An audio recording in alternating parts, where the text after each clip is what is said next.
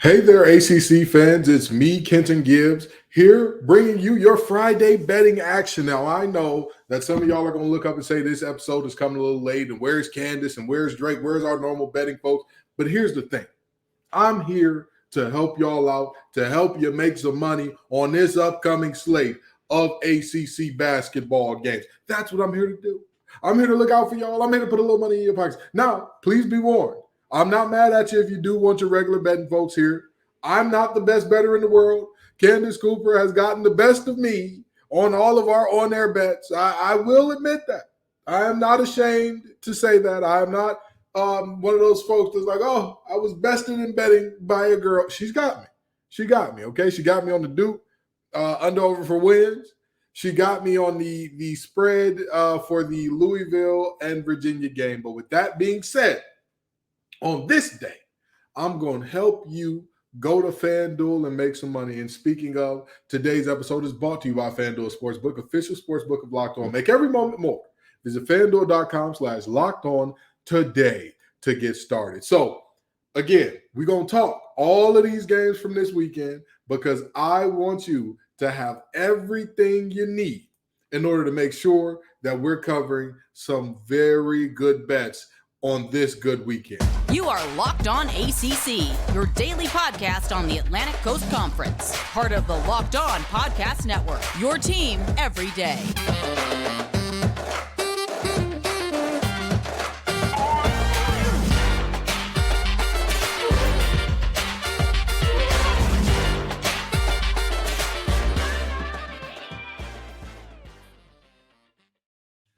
Hey there, folks. It's me, Kenton Gibbs, and I'm here trying to help y'all out, trying to get you what you need in terms of those good, great bets for this weekend. And I'm going to open up out the gates because a lot of folks like to hold you to the end with a lot of suspense and a lot of things. I'm going to break down all the Saturday's games, and I'm going to talk to you about which ones are easy, safe, put it in your back pocket. That's some money for you. That's some gas for you. And which ones are nuclear, and I would not touch them with a 10-foot pole. So we're going to go in order of these games here, and we'll start with the noon slate, which is Notre Dame is going to visit UVA in Charlottesville. Now, UVA is favored by 14.5. And with that being said, I've learned my lesson taking UVA with that big of a spread. I've learned my lesson against Louisville, a team that is not just bad, a team that has been downright horrific this year. They could not get it done in terms of covering the spread. They could not get it done in terms of covering the spread. And I'll also let you in on this. Virginia is only 6-7 against the spread at home this year. This year, only 6-7. With that being said, it points to a very clear indicator for me that, Vegas thinks highly of Virginia, more highly perhaps than they should. And with that being said, I feel comfortable taking Notre Dame plus 14.5. I feel comfortable with that. That I'm not really too shocked, too scared, too nervous about that one. But now on the other half, or on the other side of this noon slate of games, we have Florida State at home taking on the Boston College Golden Eagles, and Florida State's 3.5-point favorites. Now I feel pretty good about that. But what I feel great about out of this game is the under/over. This game's under/over is 140.5 points. Now let me let you in on a very interesting fact that I think makes it clear. This is what makes this the easy bet.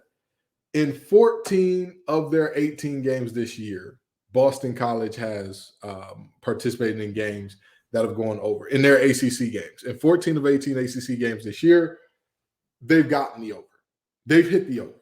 So to me, I don't think it's too much of a question, too much of a concern there to say, hey, this is a bet that you need to be getting in on. This is one of those that you need to be getting in on. This is one that I'm looking at, and I'm sticking to mostly just the point spreads and under overs because the player props and all that. I mean, it's infinite. We could go on forever and a day.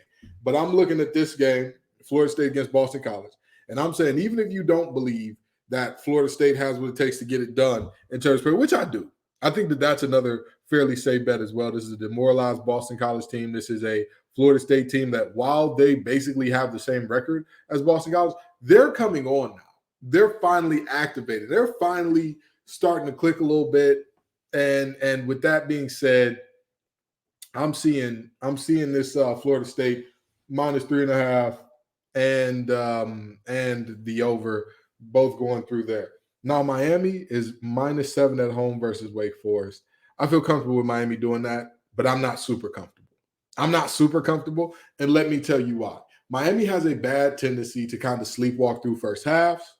And if they sleepwalk through the first half against Wake Forest, if Monsanto and Appleby and Laravia, I'm sorry, not Laravia, if Monsanto and Appleby and I cannot remember that redhead young man's name to save my life. But if they get going, if Mayer gets going down low early, it could be some problems for Miami if they don't approach this game the right way coming out the gates. It could be some problems.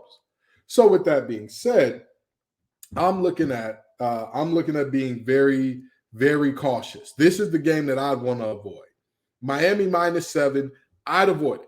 I'm not really, and even with the plus-minus for this game, I'm not sure. You never really know what's going on in terms of how hot is Wake Forest going to be from deep, in terms of how is Miami going to show up in that first half and all that. But here's where I get the two parts of this is where I get another part of I'm telling you right now, normally I do Kenton's keys, telling teams what they need to do to win games. This is Kenton's locks. This is me telling you this game here. When I saw this, I said there has to be an error. There has to be an error. Something has to be wrong. I saw Virginia Tech at home, -3 against Pitt. I said, Vegas got to know something. Is there some amount of a good amount of players for Pitt that are not going to be available in this game? Pitt is 5-0 in their last 5 against the spread now. And you've got them losing to Virginia Tech, not just losing by 3 to Virginia Tech, a team that struggled mightily all year. Yeah, I'm going to go ahead and put that as part of my locks. I'm going to go ahead and that's one that you can go ahead, chalk that up. I would combine that one with taking Notre Dame plus 14.5, and I feel great about that one. You combine those two with the Florida State, Boston College under-over, congratulations, you got yourself a 3-leg parlay that hey, if this thing don't hit on Monday, and I'm coming back on Monday looking at y'all after this thing don't hit, please let me know in the comments. And I will eat humble pie on there. I will say, hey, I'm sorry, y'all. I was wrong. But that parlay there, you can book it. You can book that thing every day and twice on Saturday. Because I'm telling you, this Saturday, oh boy, go on over to FanDuel because they're going to give you some money on that one. They're going to give you some money with that parlay that I just told you about. And speaking of FanDuel, let me tell y'all folks about the amazing, the wonderful, the sports book that is the #1 sports book in America. I'm talking about none other than FanDuel. Folks, it's simple. If you're new to FanDuel, that's great. If you already have a FanDuel account, great. Doesn't matter. Either way, FanDuel is the place to be. When I talk about FanDuel being great for new users, it's because you can get a no-sweat first bet of up to $1,000. That's bonus bets back if your first bet doesn't win. Just download the FanDuel Sportsbook app. It's safe, secure, and super easy to use. Then you can bet on everything from money line to point scores to threes drained. All you need is right there on FanDuel. Plus, FanDuel even lets you combine your bets for a bigger chance or for a chance at a bigger payout with the same game parlay. So don't miss the chance to get your no-sweat first bet up to $1,000 in bonus bets when you go to FanDuel.com/lockedon. That's FanDuel.com/lockedon to learn more. Make every moment more with FanDuel, an official sports betting partner of the NBA. So I told y'all about some games that are easy locks. The parlay that I'm looking at, that I'm like, hey, if I was a bet man, that's one that I'd put a good amount on. But another one that's very mercurial is Syracuse hosting Duke, and Duke is a 1-point favorite. Now, I'm not really sure about this game because I think that Edwards has what it takes to make Filipowski have some struggles there. I think that he has enough to give Filipowski some headaches there. And so, with that being said, I mean, let's just be honest. This team goes as Filipowski does. Like that's no ifs, ands, or buts about it. This is no, you're not going to ask too many questions in terms of well, how much confidence do you have in Duke if Filipowski isn't rolling? And I'd say not much. And when you give him a matchup of a guy that has the length to bother him, has the length to kind of get into him and make it difficult for him, I'm not sure that I want to go ahead and just say, hey, this is one that I feel super comfortable with. And this is a Syracuse team that right now is in the middle of a 3-game winning streak. I'm not really sure. You know what I mean? Like, you look at Notre Dame, you look at Duke in their game against Notre Dame, there were multiple points where Notre Dame was on the ropes, ready to be knocked out, and Duke could never land that big, the big knockout haymaker. And so, if I'm looking at a game against a Syracuse team that is finally figuring it out a little bit, is finally getting things going a little bit, I'm not sure if I'm going to say, hey, I feel comfortable with this team winning. I'm just not. I'm not ready to go there, not ready to say that. So with that being said, again, this is a game that I'd probably avoid. I'd probably stay away from. And like I said, in terms of this team goes as Filipowski goes, I'm looking at, in the last 4 to 5 games, right? If we look at the last 5, in games where Filipowski has shot 40% or worse from the field, they are 1-3. So I'm sorry, they're 1-2 in the last 5 games when he's shot under 40%. They're 1-2. Now, games where he went over that, they're 2-0. So I mean, it's very clear to me that he's going to be a big part of offense, or they're going to struggle mightily here. In the blowout against Miami, 4 of 12 from the field. Filipowski struggled. Omier gave him some fits. He could not get it done. He had a very hard time. But again, if you look at all of their wins and losses before that, you're seeing a very direct correlation between his ability to score the ball, his ability to do what he needs to do effectively, and Duke's ability to win basketball games. So with that being said, again, this is another game that I'm looking at and I'm saying to myself, I'm not sure. I'm just not sure. I want to tell y'all, I know this team. I know what's going to happen here. But this is just one where that's tough. That's tough. If you're looking at Duke and how they've been against the spread lately, 2-10 in their last 12 against the spread. So I'm struggling. I'm struggling to kind of say I know for a fact that Duke is going to take this thing. But also, if you look at some of the things that Syracuse has been doing lately, they've had a lot of one-off games, right? Like Judah Mintz having an absolute just having a performance that, honestly, all statistics would indicate is highly unlikely from him against NC State, right? He's a very shifty guard that kind of struggles from deep, struggles from the line a bit, and yet he knocked down a huge 3 in clutch time there. And I believe he was perfect from the line. I believe it was like 5 for 5 or 6 for 6.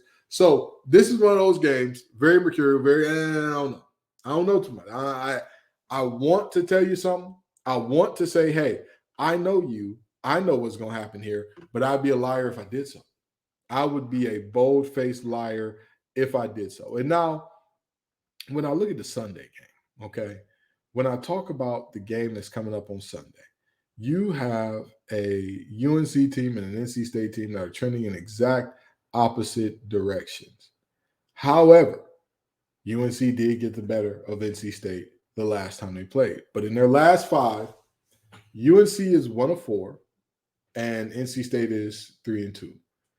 This is, again, a moment where you're looking at these teams and you're saying to yourself, yes, it's a rivalry. Yes, we can kind of throw the records out, but how comfortable am I taking either one of these teams right now? Like, how comfortable am I saying, hey, I know what this is going to be.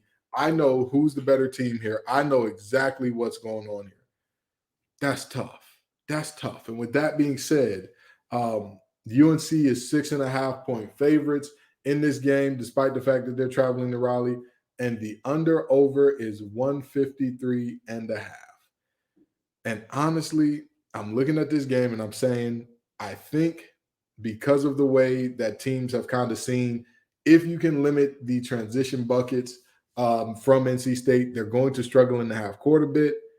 And with the way that Terquavion has kind of been in the slump, Terquavion Smith, the leading scorer in the ACC, has kind of been in the slump.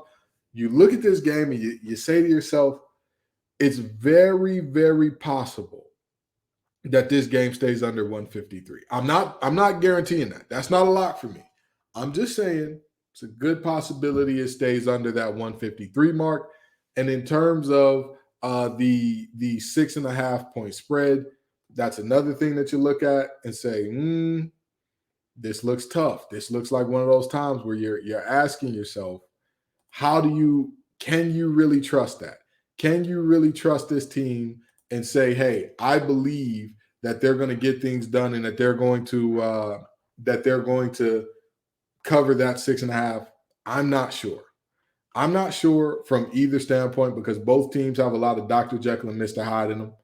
And, at the end of the day, this NC State team is one that has shown good things at times and they've shown really, really good ball movement, all that good stuff at times. I'm not going to tell you that either one of these teams is truly ready to go and will dominate in this game. However, I will say this. While these two teams are both have some Dr. Jekyll and Mr. Hyde in them, I have faith in NC State covering that 6.5-point spread only because the UNC has been god-awful against the spread in their last few games. And that's kind of what happens with these big brand names a little bit. Sometimes the name outweighs the actual product that we've seen on the court. So with that being said, I think that NC State covers. And I could be wrong here because most sites I'm seeing don't have any information up as far as the spread goes. But I did see a couple that had that, and it may have been an older spread there, but I believe that it was for this game. Either way it goes, that's another one that I'm not really too sure of. But if that 6.5 is correct, I go ahead and put something down on NC State. And I'm not just saying that because I'm Wolfpack. I've seen games where I would tell you, don't do it. Save yourself some money. There are better ways. If you want to give away money, go donate to charity or Red Cross or something like that. There are better ways to spend it. All right. So that's all I got for you, folks. That's all I got on this weekend slate of games. But trust me, it'll be a very fun, very exciting weekend. And like I said, I gave you my lock. If my lock don't hit, again, come on back and let me know. Let me know what went wrong. But I don't see a world where Pitt loses to Virginia Tech, even on the road, even with whatever problems they have that Vegas knows about that I don't see it happening. So come on back next week. And all next week, we'll be talking more ACC basketball. We'll be talking gearing up for the ACC tournament and all those good things. Till next time, folks.